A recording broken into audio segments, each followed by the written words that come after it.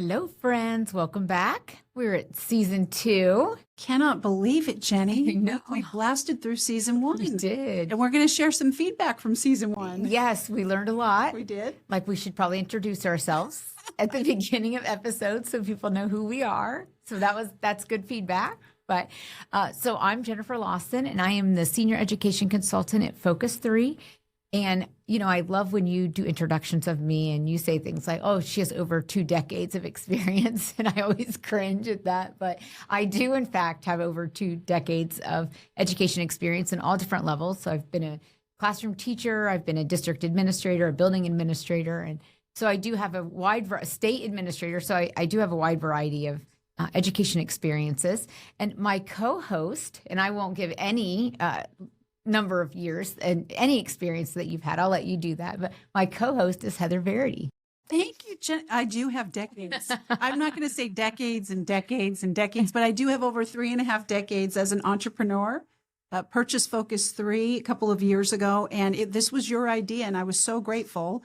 We were at an offsite, and you had mentioned something that I said during the offsite triggered for you. We need to get information like this out, predominantly to women in leadership, women of any background, really.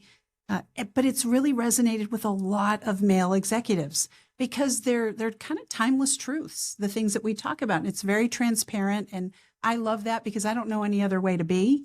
And after 35 years of being an entrepreneur, I've seen a lot, done a lot. I've made a lot of mistakes, done a lot of good things. One of which the best thing ever was purchasing Focus 3 and getting the opportunity to work with you and really having this opportunity. And as we looked back, we always talk about look back, look forward. And our look back was spending a little bit more time explaining to people what Focus 3 is, making sure they understand, because we use a lot of our vocabulary. And perhaps we probably didn't set that up essentially maybe for people to understand. I remember in the last episode, we were talking about reflective pause, and I had a reflective pause thinking, I wonder if everybody knows what we're talking about. So we're going to do our very best to elaborate on some of the language that we use. But simply our business is leadership, culture, and behavior to drive elite results. And we talk about our performance pathway. Leaders create the culture that drives the behavior that creates the results. And in that order, you can absolutely reverse that. If you want better results, what do you need? You need better behavior. In order to have better behavior, you've got to have a stronger culture, more intentional, and that comes from leadership. But what you and I have seen a lot in the workplace is fewer women in those roles, although that's changing, and we have some statistics around that. But there are day-to-day situations that come up that people talk about, or maybe they don't. Perhaps they have questions. How would you handle this? How should I handle it? And that was really what this stemmed from, was your observation in the workplace over 2 decades in education, big format for content like this, and my own personal experience and wanting to really share that with people. So going into season 2, we're very excited. And for those of you that hung with us, thank you so much. There was a lot of good stuff in season 1. And we're going to do a much better job being more focused and intentional on giving some of the backdrop to the stories and the content that we share. I often would say, what chapter in the leadership book is this going to fall in? Because I just never felt like it was there. And Correct. So that's what this podcast is, really those missing chapters. And what's interesting is we work with Fortune 500 companies in every vertical, lots and lots of organizations at the highest level, domestically and internationally. And then we work with everything to education, organized schools and school districts from preschool to high school to world-renowned universities. And the R factor and what we do at Focus 3 stands up every time without question. And the results that we help them to drive are substantial and almost sometimes it's a little mind-boggling to people. Could it really be that simple? Yeah, it can, but it takes intentional effort. Absolutely. Well, let's get started with our topic today. And we were, as we were going through, what do we talk about in season 2? And we had lots of suggestions. So as people, ran into us and said, we listened to the podcast, you know what you should really talk about? You should talk about this. And so we, as the last couple of weeks and months, we've been writing those down and keeping notes. And one thing, and I know you've heard it, I know I've heard it many times, is we heard people say, oh, you got to talk. It is so hard. Working with other women. That is so challenging. Sometimes I'd rather work with men. And again, I love that you mentioned at the beginning, it's not about, men or women or, the audience of the podcast, but there is this idea of, mean girls. And I titled this one mean girls aren't just in middle school. They're in the professional setting too. So when you hear that term mean girls, what's the adult version of that you have seen in the workplace? I could give so many examples. What initially comes up for me is this painful feeling of it's hard for me to believe that we haven't evolved beyond that. But I also know that people are working with their own blueprint in life, and they're usually modeling what they've seen, or they've taken on this persona for whatever reason, usually lack of confidence. And I think people use that. I think of it as a protective wall. If I wall myself off and if I come in and I'm very, focused on what I'm doing and almost seem unapproachable, that I'll just go about my business and do my work and people will leave me alone. That's part of it. The other huge piece to it, and I don't have a psychological background degree, a psychology degree, but passive aggressiveness in the workplace. And I think what's interesting is when you look at how men operate in the workforce versus women, we talk about lifting women up, we talk about empowering women, and yet at the same time, there's this deep-seated, it's almost like we can't get rid of the DNA. Why is it that we're passive aggressive? And, why do we do these things to sabotage other people? And really, at the end of the day, for me, it always comes down to insecurity, not feeling confident, maybe operating from a mindset of, I've got to take other people out. I've got to be the last person standing. I hear that all the time. And it's so unnecessary. And obviously, I've had ways and I've had situations where I've had to deal with women in that situation. And it's surprising. But now it's just really part of the narrative, unfortunately. And if there's anything we can do throughout these podcasts to try to disseminate that and say, listen, we've got to go in another direction. If we're truly going to lift each other up, and we can, that's a scarcity mentality. There's room at the top for everybody. And it's not lonely at the top, by the way. We take everybody with us if we're doing it correctly. Those situations really are unnecessary. I was sharing with you an example of an office that I used to work with. And I would go in a couple times a week. And there was a woman that worked there for 30 years. She was the matriarch of the office, and everybody knew it, because when you hit the threshold of that office door, everything circled around this person. And she shall remain nameless for obvious reasons, to protect the innocent and the not so innocent. But when you walked in there, there was this tense feeling all the time. Everything has to go through this person. She's the gatekeeper. And she wore it like a badge of honor. And I think she actually got a bit of pleasure out of the fact that people were very intimidated and nervous around her. So going in, that was the table had been set, if you will. Be careful of this lady. You got to get on her good side. And I thought, wow, I feel like we're in the lunchroom again in preschool or middle school. Needless to say, I went in, introduced myself. She was not impressed by any stretch. It was like, okay, whoever, what do you want? What are you here for? How can you serve me? And so I first time didn't go so well. And I thought, okay, but I'm going to get back at it. And then the next time I came in, I said, hey, how's it going? How was your weekend? Fine. And what was interesting is she had this office where she had if you're listening, her desk faced a wall, which I always thought was interesting. And there was this big picture that would reflect whoever was walking in the door behind her. So she was like Yoda. She was like, hello, Heather. Like she could see me, but her back was turned to me. And I thought, okay, this is so weird. And I just over time you've heard the term kill them with kindness. We can either take the stance where we're going to go back at them. We're going to be more passive aggressive. We're going to be rude. We're just not going to buy into that. Or we can kind of break them down, which has always been my philosophy. Look, if somebody's not being nice or rude, hurting people hurt people. And that's really something that you experience everywhere in the world. When people are going through a hurt, and let's face it, we don't know what people are going through. I didn't know this lady. I didn't know what she was going through. Come to find out, her husband had been laid off. She was the breadwinner for a long time, very abusive situation. She was basically funding a grown adult child that had been out of work with 3 grandkids. She had a lot to be not so happy about. Her approach was I wouldn't agree with. But over time, as I got to know her, she became one of my biggest advocates. But it took that very intentional, okay, I'm going to take this mean girl situation and I'm going to turn it around. Now, does it always happen? No. Does it take a long time? Yes. It's all about trust and loyalty, building that trust. And I had to literally, I would catch one thing she would say in a conversation. And I remember her talking about her 8-year-old grandson and baseball, something about baseball. I went in my car, made a little note. Her grandson loves baseball. And I had an opportunity to get some local tickets in Dallas. It was the Ranger game. Next week, I brought in tickets. I tell you, she was my best friend. I mean, I don't want to call that a bribe. However, I will say there was a little honey to that. And it was just, I paid attention. And it all goes back to, I see you as an individual. And you can be as hard as nails as you want. And you can put on that persona.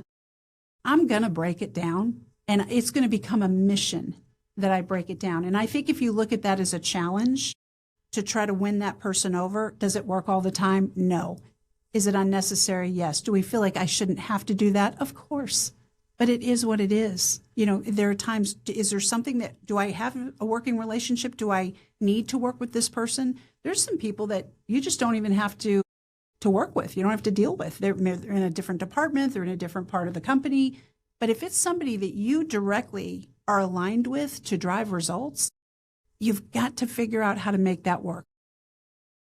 So we just finished filming Around the Dinner Table, which we're really excited about. And it really focuses on taking the R Factor mindset and skill sets to the family through parents, so that they can, help support their young people in their lives. And one of the areas that we really focused on was this idea of blame, complain, defend.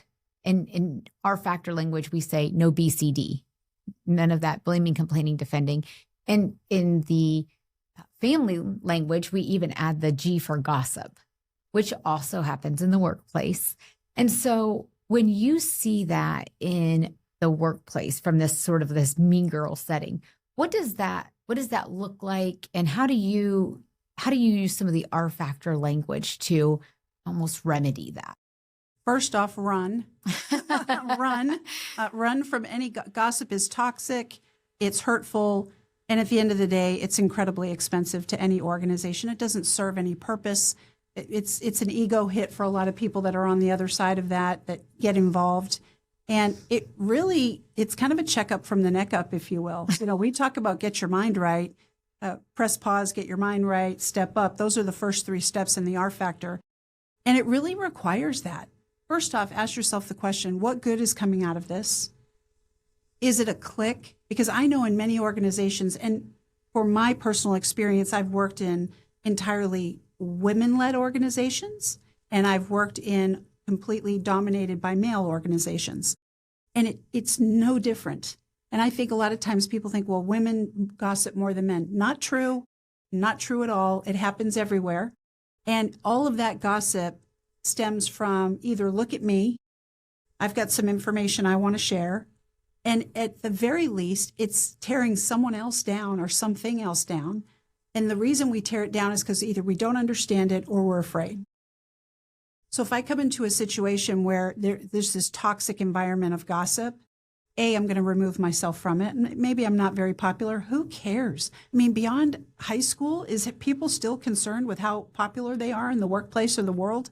Unless you're trying to do something or you're maneuvering a situation politically, which is icky all the way around, because the people that are really good don't always get recognized. And so we feel like we have to do that in the workplace, and we've got to align with people. And then it becomes this mean girl or mean guy toxic group. And for everybody that's on the out, it's a very empty feeling. And you start to feel really concerned. Do I fit in with this organization? And especially if that mean girl or mean guy or just that mean group are the executives, are the leadership team, even worse. I mean, if it's the leadership team and you're feeling like you're an outcast, and they're not all inclusive with everybody in the organization, I would strongly encourage you to look for another organization. Because that comes down to character, and I'm not going to change who I am to be a part of some group and I'll give you a perfect example. A recent organization that I contracted with, over a 3-year period, a new CEO came in, and all of those people, and it was well known throughout the organization, this is the it group. These are the people that get promoted. These are the people, you've got to get in that group. And they were all let go in one fell swoop. And what was fascinating was all the people that were left behind in the wake, so to speak, they never got promoted to begin with. So this whole time they were trying to be a part of this group and doing whatever they could, going out to happy hour, trying to travel with them anytime they could be in their space to just really get their way into this group however they could. At the end of the day, they weren't even qualified for the jobs that were left behind. What was it all for? Right? At the end of the day, show up, do your very best, and try to eliminate. Here's how I would use it. If you role reverse it, you really can use that to your advantage. Because if you are smart enough in the workplace to recognize that that's happening, you can very eloquently and very intentionally call people out on that behavior that really shines a light that it's toxic and shouldn't be allowed. There's a way to do that. So as an example, if I were in a meeting and I knew that there was that group of people were going to be in the meeting and somebody said something that all of a sudden got a rise out of everyone, or, oh yeah, that's a great idea. I don't have to poke holes in the idea, but I could say, so explain to me, why is that such a great idea? I see it completely different, but I want to hear your perspective, because it seems like, there's a bit of a buddy group here that's all in on what you're saying, and I don't necessarily agree with that. But can you explain to me? It's not just, I don't want to say, I'm not agreeing with your project idea because it's the popular thing to do. I just want to understand why you think it's so good. And it's interesting when you put people on the spot like that all of a sudden it's not just, it's the mean girls that are going to support each other, or the bro club. Yeah, that's a great idea. Love that, man. That's awesome. Just intellectually sit there and think to yourself, okay, I'm not saying poke holes in it. I'm just saying, let's understand, is it truly a great idea, or are we just supporting it because it's the cool kid in the room, or the executive that everybody's sucking up to, or everybody wants to be, on the executive team, whatever that looks like. Just be really clear. Don't change who you are and how you feel in that room because you feel intimidated or some bizarre adult peer pressure. None of that should exist. Yes, I love the idea of having almost pre-planned responses so that you're not kind of caught off guard. You're not almost in an emotional setting where you feel like you need to react to something, that you can keep your cool and that you're ready. And that is what we teach our young people, is it's going to get to a place where you don't have the ability to process in the moment. So let's prepare ahead of time. Let's kind of think through what are those ready-made responses so that when you hear it, or when you're in the executive meeting and you know that someone's going to throw out an idea that may not land, but everybody's going to be all in because they don't want to challenge it. You need to challenge it. And so what does that sound like without you, going default or, below the line? Yes. And I'm glad you said that, because the R factor it is the key to everything in terms of, are you going to respond with discipline, is how we say it. We say there's this proverbial line in life, and we operate either on discipline or default. Discipline wins, default loses. We break it down very fundamentally for kids. And at the end of the day, if I know I'm walking into that situation, here's where we talk about pre-paving or pre-planning your day, and having those pre-planned responses are so key. And I'm glad we're hitting on this, because if I'm walking into that meeting and I know there's the group, right? We'll say the mean girls or whoever it is, that group that highly intimidates everybody, and that's the it group, and you've got to go along with the flow. You've got to go with it so that you're part of that. Look at me as a part of that cool kid club, whatever that looks like. I would sit there. I think it's very powerful as an individual, as an independent thinker, to go in and allow yourself not to be influenced. That's the first thing. So just because somebody says something, it doesn't mean that you have to agree. It doesn't mean that you have to push back. Just think, when I walk in here, I'm going to assess information as I hear it. I'm going to respond through my filter. This is my perception, because let's face it, perception is everybody's reality. So I may not agree with what they're talking about. I'm not going to try to poke holes in it, but I'm going to sit there independently, very strong, and think about what's being said. Because I think a lot of people, in lieu of having an idea, they'll jump on the bandwagon with any other idea, whether it's good or not.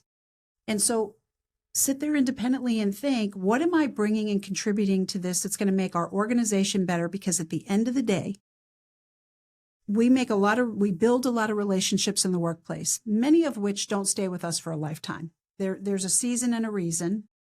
We would like to think at everywhere that we go that there's people that we impact and people that impact us that we will stay friends with, if you will. But let's face it, we have friends and family. I'm not here to make friends. I'm here to do a very effective job with any organization that I'm part of. And at the end of the day, that's all that matters. And if I ever get laid off or let go, knowing I gave my best and did my best and brought my best to that organization, I have nothing to feel ashamed about or upset about. And if I don't ever make it into the cool kid club, who cares? Because at the end of the day, if anybody sits down and does a review with me, which happens a lot, I can say everything I do is for the betterment of the organization. Who on earth is going to argue with that? I love it. I think we should do another episode, I should say, not specifically on how do we create those pre-planned responses. So let's table it and make another episode so we just focus on that, because I think it could be a whole episode just on that skill set alone. Jenny, it absolutely is. And as we wrap up, I would just tell everybody, when it comes to the mean girls, stay your ground, know who you are, live a character-driven life. And when you show up elite, give your best to that organization. And then you'll be the cool kid in the group. I love it. Thank you. Thanks, Jenny.